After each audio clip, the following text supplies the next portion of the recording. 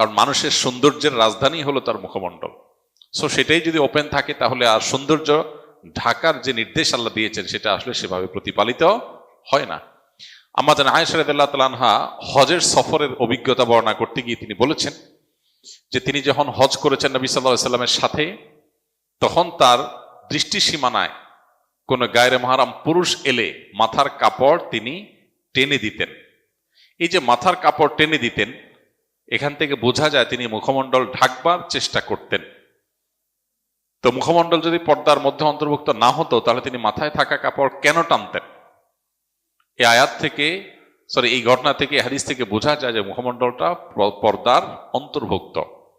এখানে উলামাদের ভিন্ন মত আছে। উলামায়ে মুতাকাদ্দিমিন বলেছেন যে মুখমণ্ডল খোলা রাখতে পারবে। খোলা রাখা এক জিনিস আর প্রদর্শন আর এক জিনিস। মাথার কাপড় যদি টেনে দেন তাহলে নিচের দিক থেকে সেটা ওপেনই,